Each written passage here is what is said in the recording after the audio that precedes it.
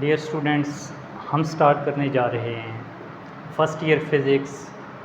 जो नया सिलेबस आया है 2025 का, उसका यूनिट नंबर 1, चैप्टर नंबर 1 है स्टूडेंट्स मेजरमेंट्स।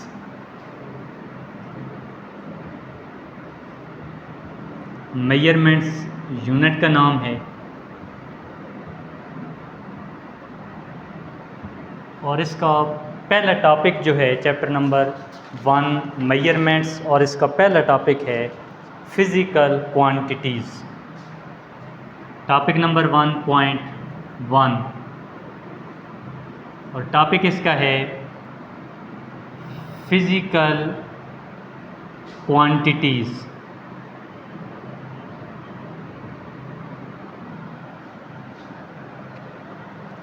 फ़िज़िक्स की जो फाउंडेशन है वो डिपेंड करती है फ़िज़िकल क्वांटिटीज़ पर। फ़िज़िक्स की फाउंडेशन डिपेंड करेगी फ़िज़िकल क्वांटिटीज़ पर। तो ये ज़रूरी है कि हम फ़िज़िकल क्वांटिटीज़ को पहले डिफ़ाइन करें। तो फ़िज़िकल क्वांटिटीज़ की डेफिनेशन क्या होगी?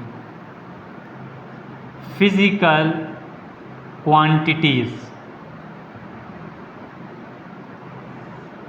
फ़िज़िकल क्वांटिटीज़ होती हैं वो तमाम क्वांटिटीज़ जिनको मेजर किया जा सके, वो कहलाती हैं physical quantities. All measurable quantities are called physical quantities. हर वो मिक़दार जिसकी पैमाइश मुमकिन हो, जिसको मापा जा सके, वो कहलाती है फ़िज़िकल क्वांटिटीज़। ऑल मेजरेबल, तमाम काबिल पैमाइश, हर वो मिक़दार जिसको मेजर किया जा सके, वो कहलाती हैं फ़िज़िकल क्वांटिटीज़। आगे आ जाती हैं इनकी टाइप्स। फ़िज़िकल क्वांटिटीज़ कितनी किस्म की होती हैं? टाइप्स, दो किस्म की फ़िज़िकल क्वांटिटीज़ होती हैं। एक टाइप इसकी है बेस क्वांटिटीज़ की और दूसरी टाइप इसकी आ जाती है डिराइव्ड क्वांटिटीज़ की। बेस क्वांटिटीज़ और डिराइव्ड क्वांटिटीज़। बेस बुनियादी मिक़दारें और डिराइव्ड क्वांटिटी माखूज़ मिक़दारें। तो सबसे पहले बेस क्वांटिटीज़ की डेफिनेशन क्या होती है? ऑल फ़िज़िकल क्वांटिटीज़, तमाम की तमाम जो फ़िज़िकल क्वांटिटीज़ होती हैं, विच give foundation for other quantities. वो तमाम क्वांटिटीज़ जो दूसरों को फाउंडेशन फराहम करती हैं, वो कहलाती हैं base quantities. All the physical quantities which give foundation for other, या इसकी डेफिनेशन ये भी हो सकती है all the physical quantities in terms of which other quantities are expressed. वो फिज़िकल क्वांटिटीज़ जिनकी मदद से दूसरी क्वांटिटीज़ को एक्सप्रेस किया जाता है, वो कहलाती हैं बेस क्वांटिटीज़। अब ये जो बेस क्वांटिटीज़ हैं ये 7 किस्म की होती हैं। 7 टाइप्स इसकी आगे आ जाती हैं। तो ये याद रखना है, MCQ के लिए इम्पोर्टेंट है कि बेस क्वांटिटीज़ कितनी किस्म की होती हैं। तो बेस क्वांटिटीज़ 7 हैं, जिसमें आ जाता है length, mass, time, temperature, amount of substance, intensity of light. वो बेस क्वांटिटीज़ कहलाती हैं। तो डेफिनेशन क्या है? Which give the foundation for other, या दूसरी डेफिनेशन ये भी कर सकते हैं in terms of which other quantities are expressed is called base quantities. आगे आ जाती हैं derived quantities. All physical quantities, तमाम की तमाम फिज़िकल क्वांटिटीज़ हैं, which derived from base quantities,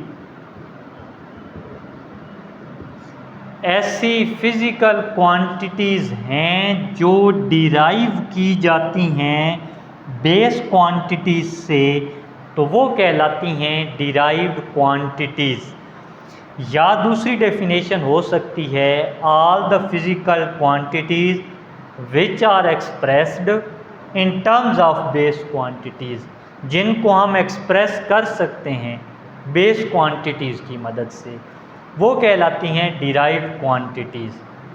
अब बुक पे एक टेबल बना हुआ है, इसमें भी 7 क्वांटिटीज़ लिखी हुई हैं, तो क्या इसकी टाइप्स 7 ही हैं? तो ये याद रखना कि डिराइव्ड क्वांटिटीज़ 7 किस्म की नहीं है, डिराइव्ड क्वांटिटीज़ अनलिमिटेड होती हैं। तो ये एमसीक्यू के लिए इम्पोर्टेंट चीज़ है कि डिराइव्ड क्वांटिटीज़ कितनी किस्म की होती हैं, तो ये याद रखना है कि डिराइव्ड क्वांटिटीज़ अनलिमिटेड होती हैं, इनको हम काउंट नहीं कर सकते।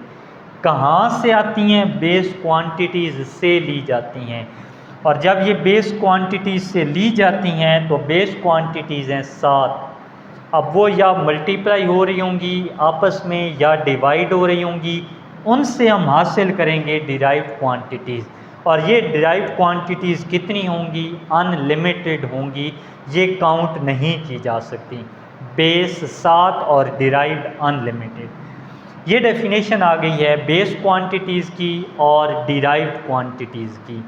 इसके बाद आगे आ जाता है कि कोई भी फिज़िकल क्वांटिटी है उसको मेजर करना होता है, तो मेजर करने के लिए कुछ स्टेप्स को फॉलो करना पड़ता है। Measurement of base quantity, base quantity की मेजरमेंट। किसी भी बेस क्वांटिटी को मेजर करने के 2 स्टेप्स होते हैं। सबसे पहला स्टेप जो है वो है चॉइस ऑफ स्टैंडर्ड। एक स्टैंडर्ड चॉइस पहले उसकी कर लें, किसी भी स्टैंडर्ड को चूज़ करना। और दूसरी चीज़ जो इसमें आ जाती है वो है एस्टेब्लिशमेंट ऑफ प्रोसीजर या कंपैरिजन। चॉइस ऑफ स्टैंडर्ड, सबसे पहले चॉइस ऑफ स्टैंडर्ड होगा। अब इससे क्या मुराद है? सपोज एक स्टूडेंट को मैं कहूँ कि इस बोर्ड की लेंथ मालूम कर दें। अब जब उसने लेंथ मालूम करनी है तो वो आके पहले सपोज़ कर ले कि इसकी इतनी होगी लेंथ, अपनी तरफ से वो कुछ भी सपोज़ करके दे दे, तो क्या वो करेक्ट होगी? नहीं होगी। फिर वो दूसरा तरीका आके लगा दे, वो इस तरीके से काउंट करना शुरू कर दे और वो कहे कि इसकी तो 5 गिट्ठें बनती हैं या 7 गिट्ठें बनती हैं। फिर मैं एक और स्टूडेंट को बुला लूँ कि आप आके पैमाइश कर दें इस बोर्ड की लंबाई कितनी है। वो यहाँ से वहाँ तक जंप करे और कहे कि ये 1 जंप है, तो क्या उसकी पैमाइश ठीक है? अपने हिसाब से तो वो ठीक कह रहा है, तो उसकी भी मेजरमेंट ठीक नहीं है। फिर एक और स्टूडेंट आए, वो भी उसी तरीके से पैमाइश करना शुरू कर दे। तो अगर पहला स्टूडेंट कहता है कि 5 गिट्ठें हैं, वो आके कहता है 7 गिट्ठें हैं, तो पैमाइश तो ठीक ना हुई। तो उसके लिए क्या करना पड़ेगा? एक इंस्ट्रूमेंट को तो यूज़ करना पड़ेगा। तो उसके लिए हम उसको कह देते हैं, एक इंस्ट्रूमेंट दे देते हैं, वो है मीटर रूल। हम उसे कह देते हैं, एक मीटर रूल देते हैं जिसकी लेंथ 1 मीटर है। हम उसे कहते हैं कि आप वो इसको मेजर करें। वो यहाँ से रखता है, यहाँ तक 1 मीटर हो जाती है, यहाँ तक रखता है 2 मीटर हो जाती है। तो अब वो बताता है कि इसकी लेंथ कितनी है? 2 मीटर। तो वो हमें मालूम हो गया कि इसकी 2 मीटर लेंथ है। वो जो हमने मीटर रूल इस्तेमाल किया है वो क्या है? Choice of standard. ये होगा तो हम सही पैमाइश कर सकेंगे। अगर हम ये नहीं लेते, चॉइस ऑफ स्टैंडर्ड नहीं लेते, तो पैमाइश सही तरीके से मुमकिन नहीं है। फिर एस्टेब्लिशमेंट ऑफ प्रोसीजर या कंपैरिजन। हमने लेंथ किसकी ली है? बोर्ड की ली है। हमने किसकी मदद से ली है? मीटर रूल की मदद से ली है। हमने मीटर रूल को यहाँ पे रखा, 1 मीटर हुई, यहाँ पे रखा 2 मीटर हुई। तो कंपैरिजन किसके साथ कर रहे हैं? इस बोर्ड के साथ कर रहे हैं। तो वो क्या हो गया? एस्टेब्लिशमेंट ऑफ प्रोसीजर या कंपैरिजन। इसके साथ कंपैरिजन कर रहे हैं कि इसकी कितनी लेंथ आई है। तो ये दो इसमें तरीक़ाकार हैं इसके मेजरमेंट ऑफ बेस क्वांटिटी के।